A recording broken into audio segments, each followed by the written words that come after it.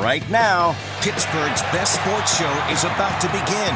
Call us or tweet us. We've got things to talk about on the Nightly Sports Call.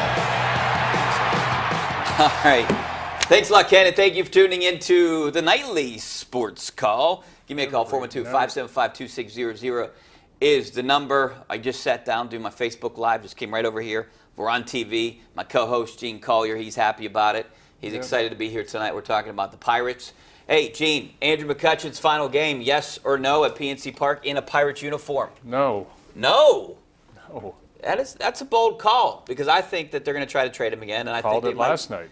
Yeah, I know you did. And I think that they're going to try. My opinion is that they're going to try to move him. I'm in agreement with you. I want them to try to. I don't care either way. But you just asked me, will he be there? I think he will. Okay. Well, that'll be good. I think the Pirates need him, not only for their team, but for the fan base. Oh, yeah.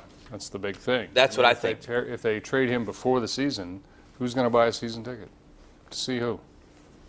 I think they'll get someone. I mean, Gene, I think they have some fans still duped a little bit. Don't you? I think they're all duped. So anyways, hey, how about the Pirates? They won 5 of their last 6. Did they show you anything No. For next year? No. Because that's what it's about. It's a shame that the whole month of September we really haven't talked about the Pirates other than bashing them or critiquing them or criticizing them. And you know how much it's just not fun. How much fun was it a couple years ago when they were in the middle of a pennant race and a wild card race? And I think they just let a lot of fans down, and I think they broke a lot of fans' hearts. And I don't know if they're going to win them back, especially if they deal Andrew McCutchen. Yeah, well, as Bart Giamatti, the late baseball commissioner, always said, Rich, baseball is designed to break your heart. As it works out, the better your team is, the more heartbroken you are when they lose at the end of the season. The 2015 Pirates, in particular, I thought were a very, very good team. A team capable of winning the World Series. They didn't win the wild card game, but I thought that was a really good team, and the 14 team was good too, and the 13 team was really good. But since then, they've taken major steps backwards. 20 games last year, more this year. They're not very good right now, and they're not very promising either. Yeah, and I think the fans are coming out and showing their lack of interest right now with this team and not coming to games.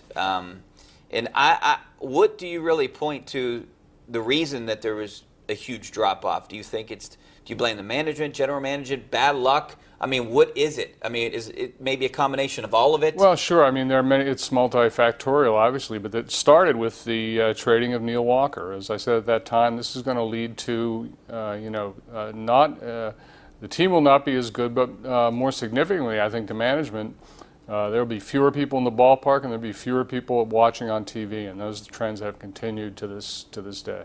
Now, 38,000 plus there tonight, but it is the final game, and I think a lot of people just went for that. They finished under 2 million? Did you get the final figure? No, I didn't get the final stats. I'll have to look that up. They were in danger of it, yeah. But 38,362, I think, was the final number today. Maybe a passing of the torch if they do trade. Is that a sellout, Rich? I don't know what is a sellout there. I think 38 something. Is it? So I'd imagine the final game in the regular season would be a sellout. I don't know the exact numbers of what PNC Park holds, but it's got to be close to being a sellout. Yep. I mean, obviously, I could see some empty seats in the stands, but and if it's a sellout, that's good for the Pirates. But back to maybe being a passing of a torch. If they let McCutchen go, they still have a pretty good player in Josh Bell, but I don't think Josh Bell is enough. He had a pretty good game here in the final one at PNC Park, 3 for 4, home run in the river, and 3 RBIs. So he had a great rookie season. I thought he did a great job for the Pirates, Josh Bell. He did a good job at first base, and 25 homers and 87 RBIs as a rookie. I mean, you can't ask much more from a rookie. And the Penguins win tonight, 5-4, second to last preseason game.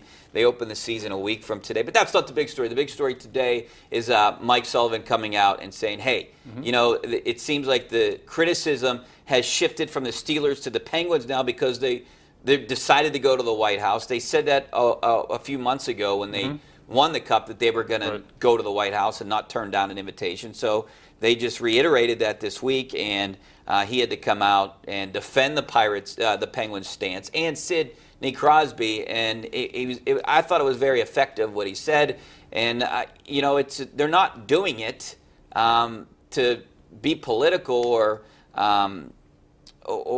to stand for something. It's not a political stand. They just want to go to the White House. They're accepting the invitation, and they respect the White House.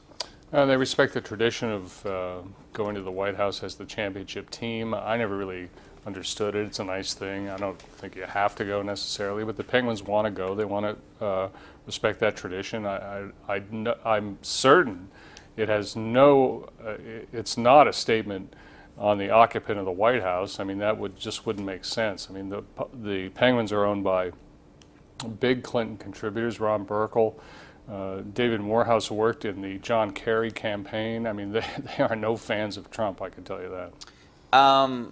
And Mayor Peduto, he won't join the Penguins to the White House. Or Rich Fitzgerald. Or Rich Fitzgerald, yeah. It's scheduling conflict, which I found kind of funny because they haven't even announced when the date's going to be. We'll think of something.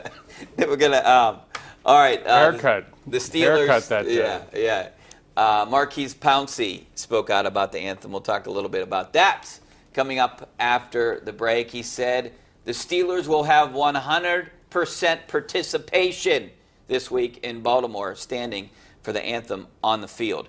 Back with your phone calls. 412-575-2600 is the number, or your tweets at Richie Walsh. See you in a couple minutes.